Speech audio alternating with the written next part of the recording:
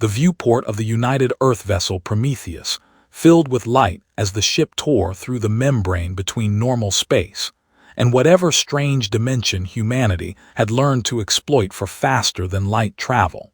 Ethan Vale stood alone on the diplomatic observation deck, his hands clasped behind his back in a posture he had practiced so many times it now felt natural.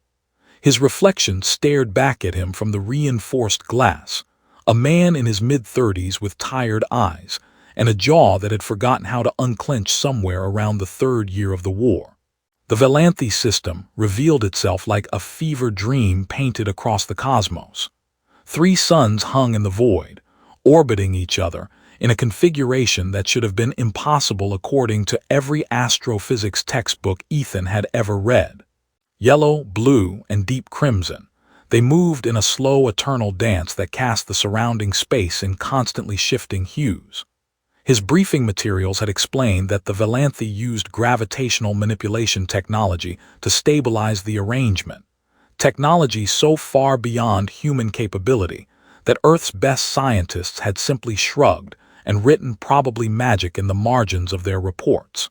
Valanthos Prime floated at the center of this cosmic ballet, a world of sweeping violet oceans and continents that glowed faintly with the light of countless cities.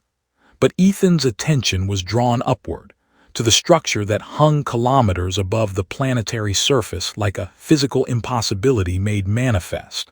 The Imperial Palace, black stone and crystalline spires, floating without any visible support, casting a shadow across the land below that moved with the progression of the triple suns.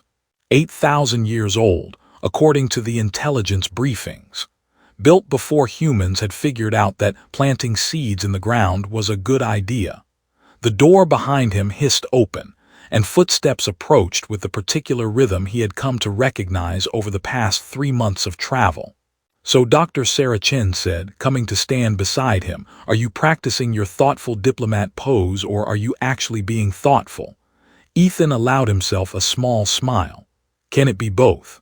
Sarah was 10 years his junior, brilliant in ways that made him feel distinctly average, and possessed of a sense of humor so dark it had its own gravitational pull. She had volunteered for this mission because, in her words, someone needs to keep you from accidentally starting another war with your face. "The palace is bigger than I expected," she said, leaning forward to peer through the viewport. "Do you think they're compensating for something? I think they're demonstrating that they've had spacefaring civilization for longer than we've had civilization, period." Sarah nodded slowly. "So definitely compensating for something."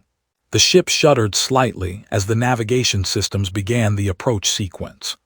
Behind them, the rest of the diplomatic team would be preparing, reviewing protocols and practicing greetings in a language that human vocal cords could only approximately produce. 12 people in total, chosen through a process so bureaucratic that Ethan suspected it had been designed by committee specifically to drive everyone involved slowly insane. He had been selected as primary negotiator for reasons that still struck him as insufficient. Psychological profiles suggested the Empress responded better to calm personalities, which apparently meant that his particular brand of emotional suppression was finally useful for something beyond disappointing his therapist. "You reviewed the latest intelligence packet?" he asked. Sarah pulled out her tablet and scrolled through documents. "Our friends at Military Intelligence have outdone themselves. 17 pages on Valanthe court etiquette, 12 pages on acceptable gift protocols, and exactly 0 pages on what the Empress actually wants from these negotiations. Helpful as always. There is an interesting footnote about her rise to power, though." Sarah's voice lost some of its lightness. Her mother was assassinated by a faction that wanted to escalate the war. Full genocide of humanity, no survivors, the whole package. Nyxara executed the conspirators personally, and then opened ceasefire channels within the same month. Ethan had read that report several times, trying to understand the woman he would be negotiating with. A ruler who had killed her own people to protect an enemy species. Either she was genuinely interested in peace, or she was playing a game so sophisticated that humanity had no hope of comprehending the rules. The Prometheus continued its approach, and soon they could see other vessels in the vicinity of the palace. Warships mostly, their hulls designed with an organic aesthetic that made them look grown rather than built. The Valanthi had been fighting humanity for 7 years, and their military technology was still largely a mystery. They used weapons that human scientists could not explain, shields that operated on principles that seemed to violate thermodynamics, and engines that left no detectable emissions. The human delegation's ship looked embarrassingly primitive in comparison, a collection of angles and practical surfaces next to sculptures of impossible grace. Docking protocols initiated, the ship's computer announced. Expected contact in 15 minutes. Sarah took a deep breath. Last chance to turn around and tell them we got lost. I don't think getting lost is a valid diplomatic excuse. We could try anyway. Sorry about the whole war thing, but our navigation system had a glitch, and we ended up in your space completely by accident. The destroyed colonies were a misunderstanding. We thought we were terraforming uninhabited worlds, not kicking over your ancestral territory markers. Ethan turned away from the viewport. The humor helped, it always did, but beneath it lay a truth that neither of them could escape. 3 human colonies had been destroyed in the opening months of the war. Millions of lives ended in fire and vacuum, because humanity had expanded into space claimed by an empire they had never known existed. His sister had been on one of those colonies. Not a soldier, not a politician, just a young woman who had wanted to see new worlds. Emma had been 26 years old, full of optimism about humanity's future among the stars. She had sent him a message 2 days before the attack, complaining about the food in the colony cafeteria and asking when he was going to visit. He still had that message saved on his personal device. He had never been able to delete it. The docking procedure was smoother than Ethan had expected, the Prometheus settling against the floating platform with barely a tremor. Through the viewport, he could see a delegation of Valanthi waiting for them. Tall figures in flowing garments that seemed to move independently of any breeze. Their skin colors ranged across a spectrum that human biology could not produce, from deep purples to brilliant golds to pale silvers that shimmered like moonlight on water. And their ears. That was the feature that human media had fixated on, the one physical difference that made the Valanthi seem simultaneously alien and strangely familiar. Swept backward into elegant points, they gave every Valanthi an ethereal quality, as if they had stepped out of human mythology rather than evolved on a distant world. Sarah was gathering her things, tablet tucked under one arm, expression shifting from sardonic to professionally neutral.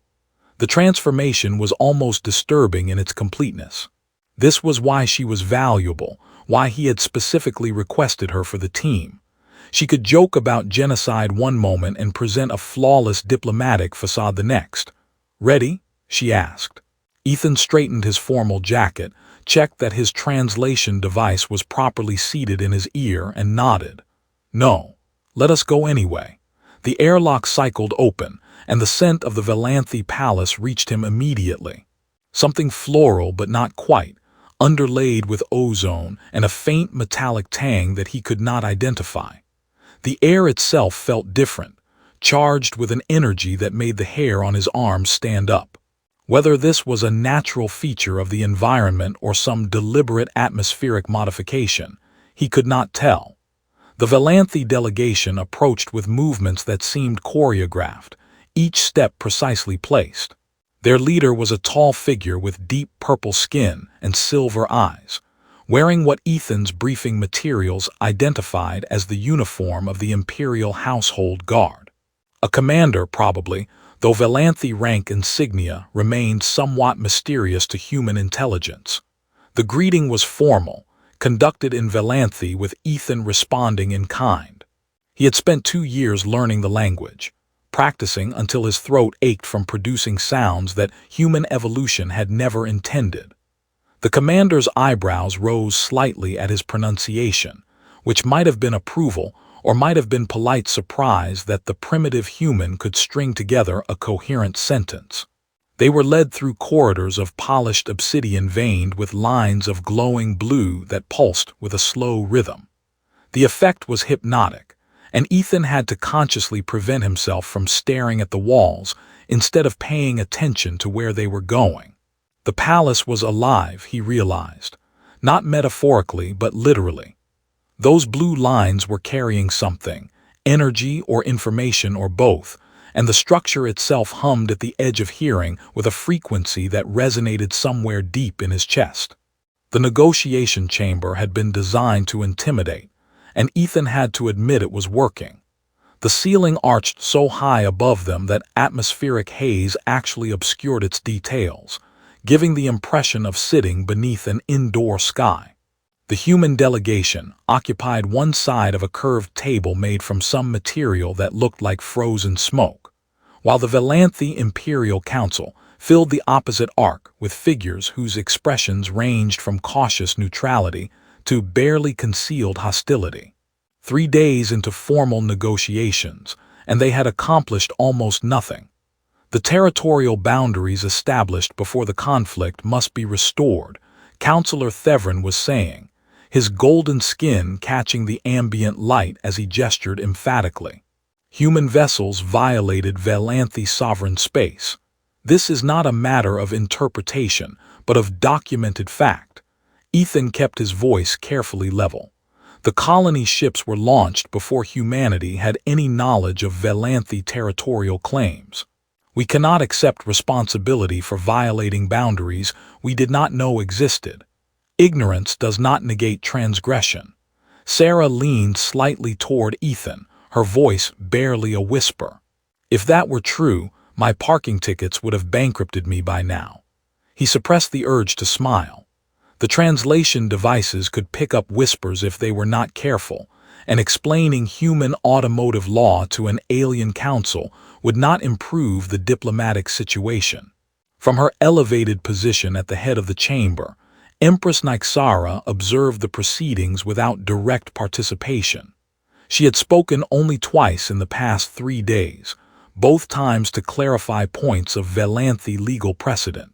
But Ethan had noticed that her eyes followed him specifically, tracking his movements and expressions with an intensity that made him feel like a specimen under examination. Her skin was that remarkable shade of luminous blue, seeming to glow faintly from within, as if bioluminescent organisms had been woven into her very cells. Her ears swept back elegantly, adorned with chains of silver and small gems that caught the light when she moved. She wore armor rather than formal robes, ceremonial but functional, a statement that the war was not yet truly over regardless of what words might be exchanged in this chamber. Perhaps, Ethan said slowly, we are approaching this from the wrong direction. We continue to debate what happened in the past, but we cannot change history. What we can change is the future. Thevrin's eyes narrowed. You suggest we simply forget the destruction your species has caused. I suggest we acknowledge that both sides have suffered losses that cannot be undone, and focus our energy on ensuring such losses never occur again. The council chamber fell silent. Several Valanthi exchanged glances that Ethan could not interpret. He had learned to read human body language over decades of diplomatic work, but alien physiology operated by different rules. A gesture that meant agreement among humans might indicate mortal offense among Valanthi, and the cultural briefings had been frustratingly incomplete on such matters. Another counselor spoke, this one a woman with skin the color of pale silver and eyes that seemed to shift between green and blue depending on the angle of light. High Commander Vale sat beside her, his expression a mask of cold patience that Ethan instinctively distrusted. The intelligence reports had flagged Vale as a hardliner, a military leader who had opposed the ceasefire and continued to advocate for the complete annihilation of human civilization. What specific proposal do you offer? The silver-skinned counselor asked. Her name was Ceylani, and she had been identified as a moderate voice on the council, one who might be persuaded toward peace if presented with acceptable terms. Ethan had been waiting for this opening. He touched a control on his tablet, and a holographic display materialized above the center of the table, showing a three-dimensional map of the contested region of space. Blue markers indicated Valanthy territory, green markers showed human-claimed systems, and a broad swath of red represented the disputed zone where the war had primarily been fought. The traditional approach would be to draw a line, he said, using gestures to manipulate the display. Valanthy space on one side, human space on the other, with strict prohibitions on crossing that boundary. But such arrangements have a poor historical record. They create tension, they invite incidents, and they inevitably break down. Sarah had helped him develop this proposal over countless late nights during the journey, refining the concept until it felt simultaneously radical and sensible. He could see her watching the council's reaction from the corner of his eye, her tablet ready to take notes on which arguments resonated and which fell flat. Instead, Ethan continued, I propose we establish a series of jointly administered zones within the disputed territory, areas where both Valanthy and human vessels can operate under shared governance, with mixed crews manning monitoring stations and joint patrols ensuring compliance with agreed regulations. The murmur that passed through the Valanthy delegation was difficult to interpret. Some counselors leaned forward with apparent interest. Others sat back with expressions that might have been disgust or might have been thoughtful consideration. Vale remained perfectly still, but something flickered in his eyes that made Ethan's instincts prickle with warning. You propose that we share sovereignty with your species, Thevrin said, that we treat humans as equals within our own territory. I propose that we treat each other as partners in maintaining peace, rather than adversaries waiting for the next war. The session continued for several more hours, with arguments flowing back and forth across the curved table like waves against a shore.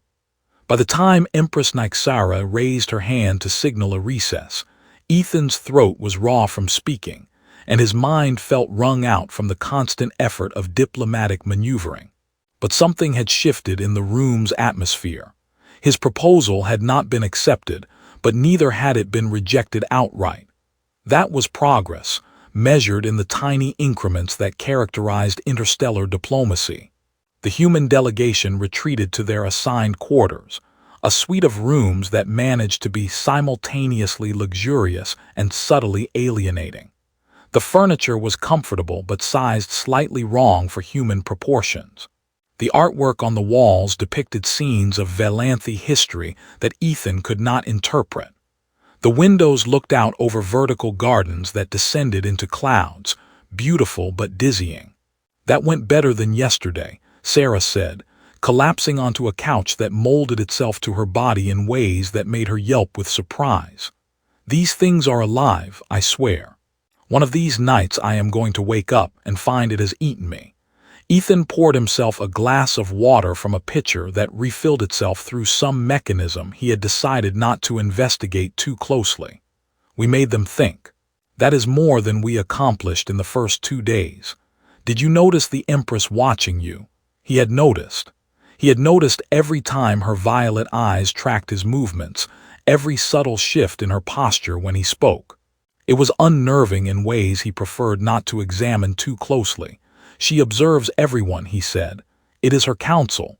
She needs to understand the dynamics. Sarah made a sound that conveyed profound skepticism. She observes everyone, sure. But she watches you. There is a difference. Before Ethan could respond, a chime sounded at the door. He exchanged a glance with Sarah, who shrugged and reached for her tablet as if it were a weapon. Valanthy visitors outside of scheduled meetings were unusual. The protocols had been very clear about maintaining separation between the delegations, except during formal sessions. The door slid open to reveal a single Valanthy guard, her purple skin marked with patterns that indicated high rank within the imperial household. She spoke in formal Valanthy, her words clipped and precise. "The Empress requests your presence, Ambassador Vale. A private audience." Sarah's eyebrows rose toward her hairline. Ethan felt his heart rate increase despite his best efforts at diplomatic composure. Private audiences with the ruler of an interstellar empire were not standard protocol. They were either very good signs or very bad ones, with little middle ground. "Now," he asked, aware that the question was somewhat foolish but needing a moment to process. The guard's expression did not change. "Her Imperial Majesty does not wait." Ethan straightened his jacket, checked his translation device, and nodded. "Of course. Lead the way." As he followed the guard through corridors of pulsing obsidian, he heard Sarah call after him in a stage whisper that the translation device definitely picked up. "Try not to start any wars with your face." The guard led Ethan through passages he had not seen before, deeper into the palace where the obsidian walls gave way to something older. The stone here was rough and unpolished, marked with symbols that glowed with a softer light than the technological veins elsewhere in the structure. He had the sense of descending through layers of history, each corridor representing centuries of Valanthy civilization built upon what came before. They emerged into a garden that should not have existed. The palace floated kilometers above the planetary surface, yet here was a space open to the sky, filled with plants that moved slightly even in the absence of wind. A pool dominated the center, its waters filled with creatures that produced their own light, casting rippling illumination across everything nearby. The Empress stood at the pool's edge, her back to him, her reflection shimmering in the bioluminescent water. She had changed from her ceremonial armor into simpler robes that flowed around her like captured starlight. Without the formal trappings of power, she seemed smaller somehow, more real. The guard withdrew without a word, and Ethan found himself alone with the ruler of an empire that had nearly destroyed his species. "Ambassador Vale," Nyxara said without turning. "Do you know what these creatures are?" He approached slowly, giving her space, treating the situation like approaching a wild animal that might bolt or attack at any sudden movement. The things in the pool looked like jellyfish crossed with flowers, their translucent bodies pulsing with internal light in colors that shifted through the spectrum. "I do not," he admitted. "Our briefing materials were extensive, but they did not cover Valanthy marine biology." She made a sound that might have been amusement. "They are called Velith. They were the first organisms to evolve intelligence on our world, billions of years before my ancestors crawled from the oceans. They built cities of coral and light in the deep waters. They developed mathematics, philosophy, art. And then they died, every one of them, in a mass extinction event that our scientists still do not fully understand." Ethan watched the Velith drift through their pool, beautiful and apparently mindless, reduced from civilization builders to decorative organisms through some quirk of evolution or catastrophe. "We keep them as reminders," Nyxara continued. "Every ruler of the empire must tend this pool personally. It teaches us that intelligence is fragile, that even the mightiest species can be reduced to shadows of what they once were." She turned then, and Ethan saw her face clearly for the first time outside of formal settings. Without the weight of the council watching, something in her expression had shifted. She looked tired in a way that transcended physical exhaustion, carrying a burden that her position did not allow her to set down. "You are wondering why I summoned you here," she said. "The thought had occurred to me." Her lips curved slightly. "Your proposal today was interesting. Joint administration zones, shared governance.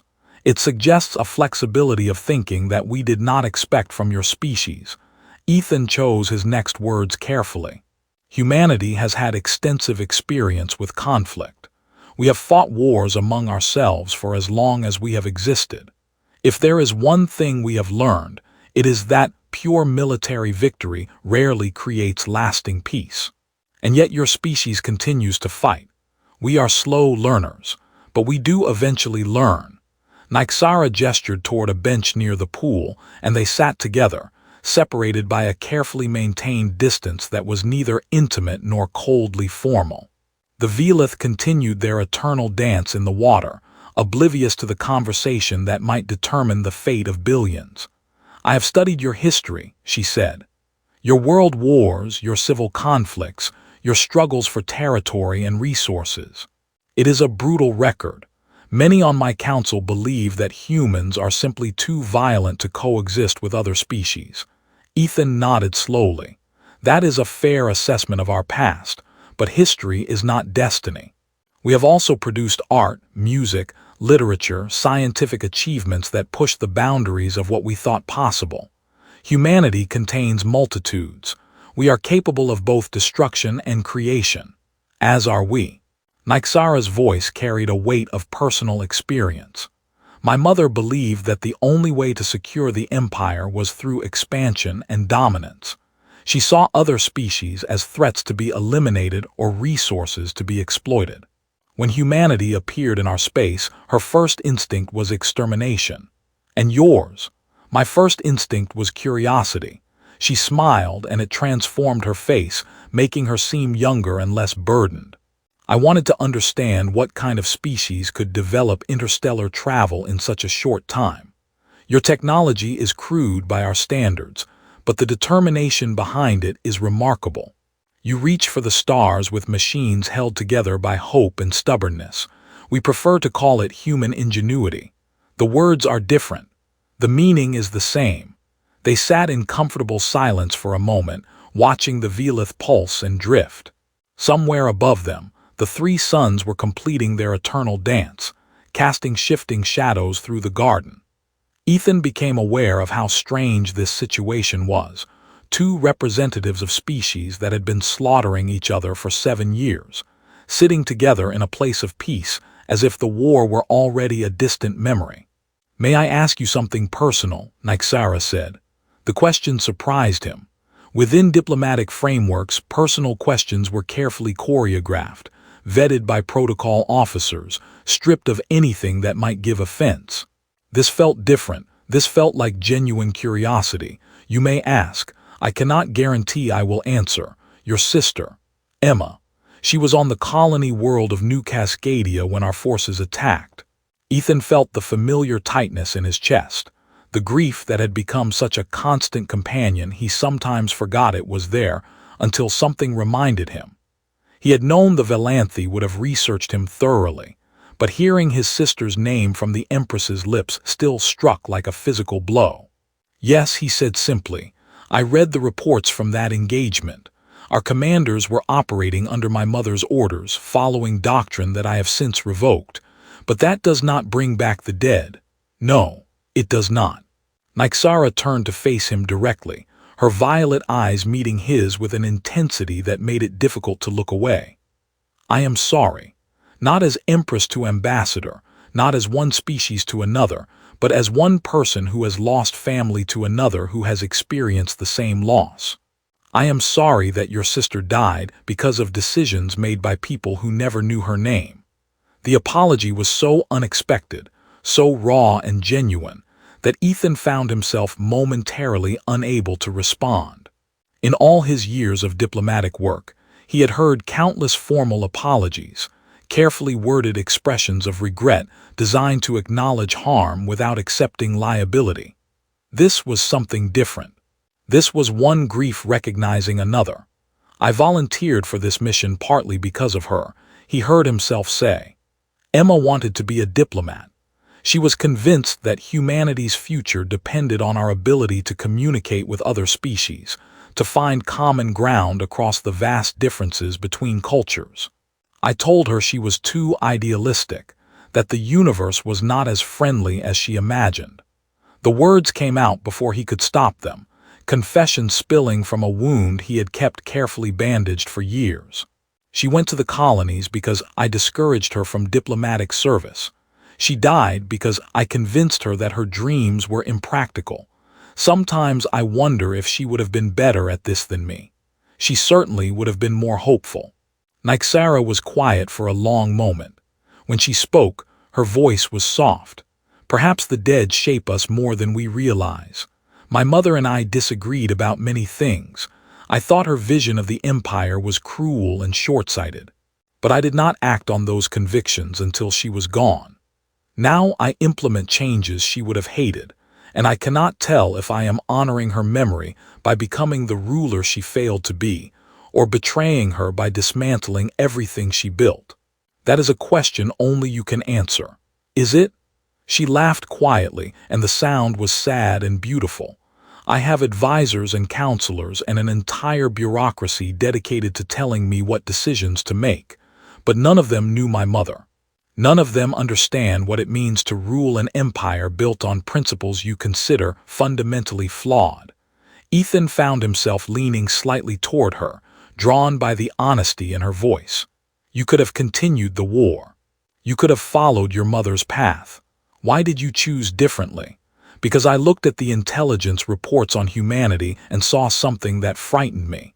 Not your weapons or your aggression, but your potential.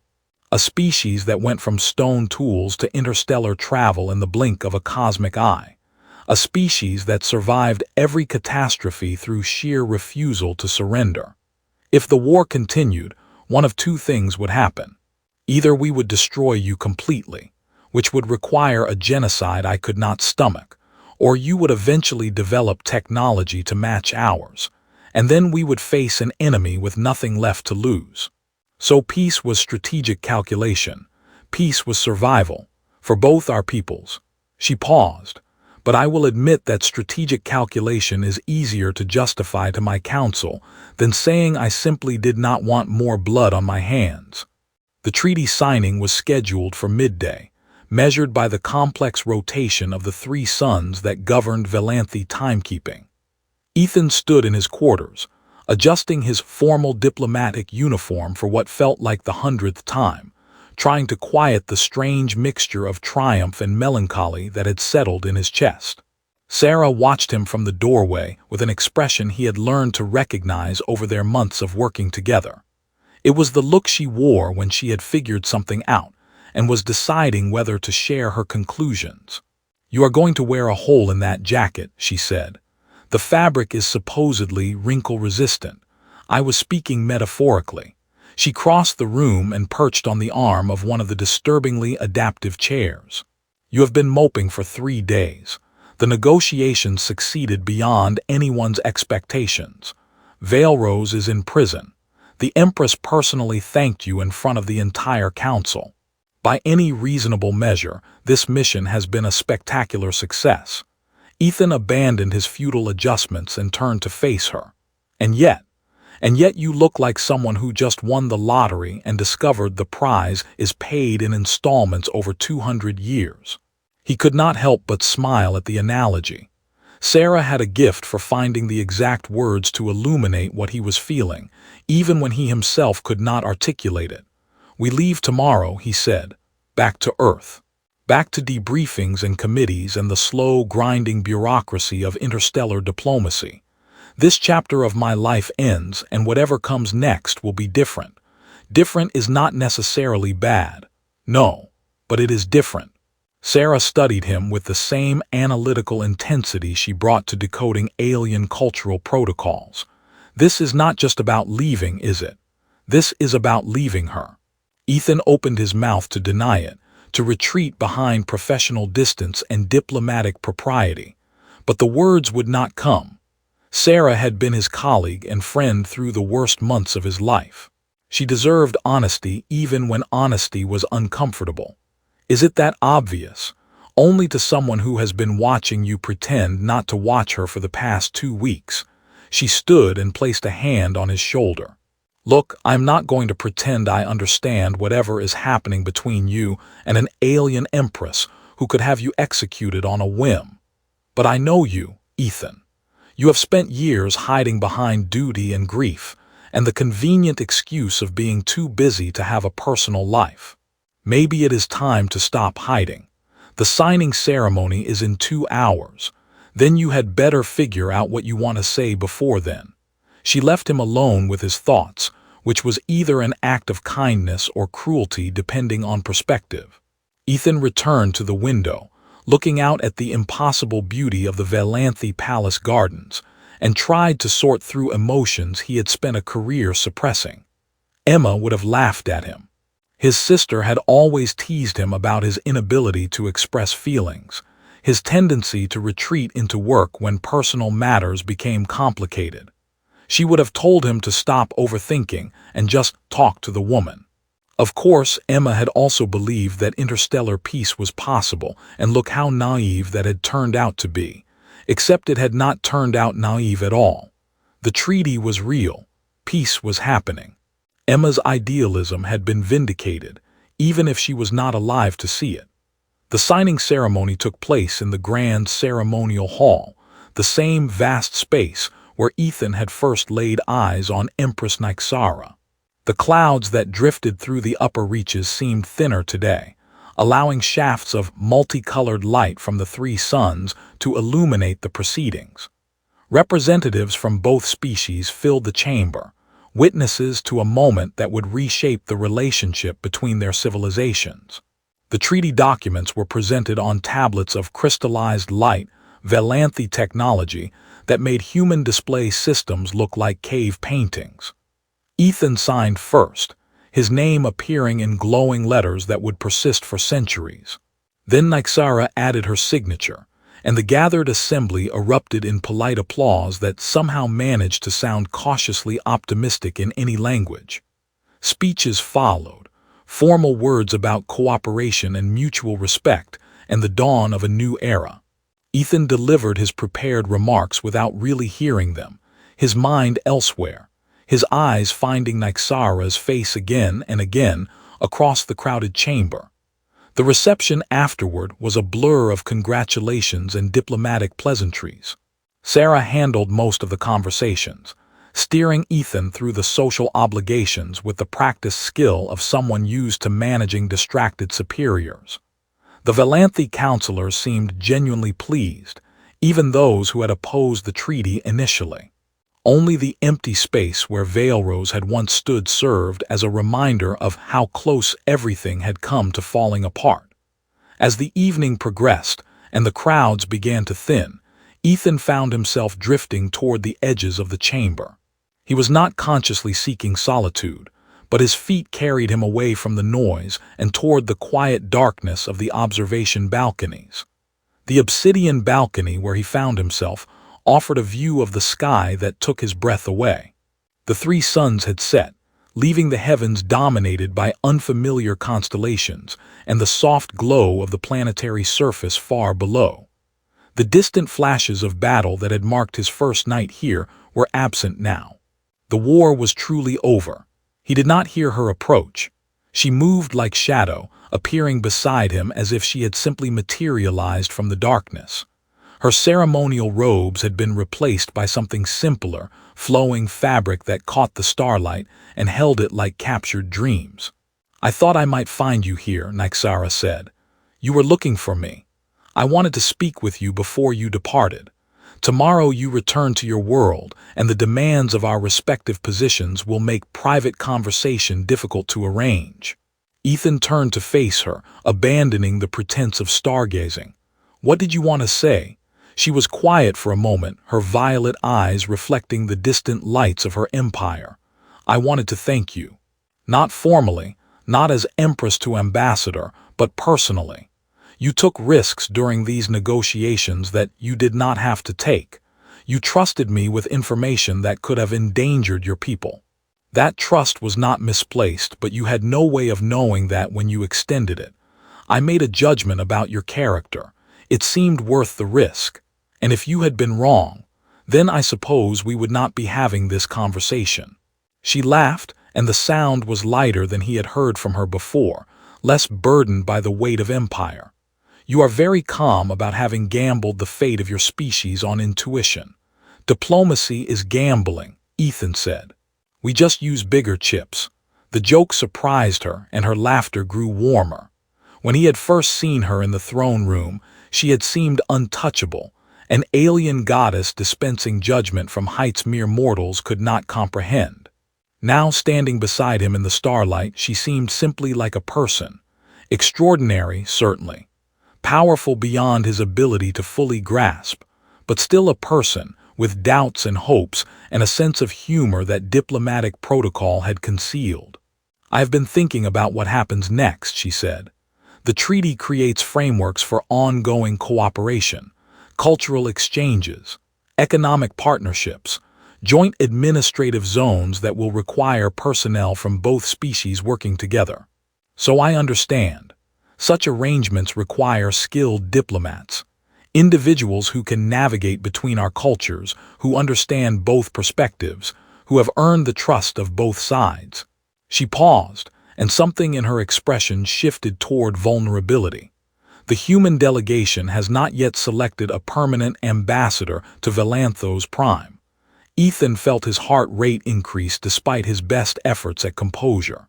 "Are you offering me a job? I am suggesting that your talents might be well utilized here, close to the center of imperial power, where decisions that affect both our peoples will be made." She met his eyes directly. "And where certain ongoing conversations might continue without the constraints of formal diplomatic protocols." The implication beneath her words was clear enough that even his carefully trained diplomatic obliviousness could not miss it. She was not merely offering him a position. She was offering him a future that included her. "My government will need to approve any permanent appointment," he said, though his voice lacked conviction even to his own ears. "Your government will approve whatever you recommend. You are the hero who ended their war. They will give you considerable latitude in choosing your next assignment." She was right, and they both knew it. The question was not whether he could stay. The question was whether he wanted to. He thought about Earth, about the life waiting for him there.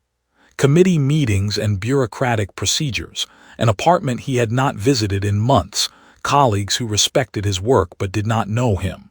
He thought about the grief he had carried for 7 years, the guilt over his sister, the way he had used duty as a shield against feeling anything at all. Then he thought about the conversations he had shared with Nyxara, the vulnerability she had shown him, the way she laughed when surprised, the possibility of building something new in the space between their worlds. "I was told once that I needed to stop hiding behind duty and grief," he said slowly. "That I had spent too long using work as an excuse to avoid living. Sound advice. Did you take it? I am considering it now." Nyxara smiled, and the expression transformed her face in the starlight. "Good. Because I find you intriguing, Ethan Vale. You surprised me, which does not happen often. I would like to continue being surprised." He returned her smile with one of his own, feeling something loosen in his chest that had been tight for longer than he could remember. The future stretched out before them, uncertain and full of possibility, two people from different worlds standing at the beginning of something neither could fully predict. "So," she said, her voice carrying a hint of teasing that he had not heard before. "Now that the formal negotiations are concluded and we are no longer bound by strict diplomatic protocol, I have been curious about something." "What is that?" "When you first saw me in the throne room, your expression shifted for just a moment before you controlled it. I have been wondering what caused that reaction." Her smile widened slightly. "Did my appearance impress you, Ambassador?" Ethan considered his answer carefully. "I was impressed by many things that day. Your intelligence, your restraint, your willingness to risk your own position for peace." He paused. "If I also noticed that you were beautiful, well, I am human. We notice such things." She laughed, and the sound echoed off the obsidian walls and rose toward the stars. Below them, her empire stretched across worlds and centuries. Above them, the universe continued its eternal expansion into darkness, and between them something new was being born. The war was over. The peace was just beginning.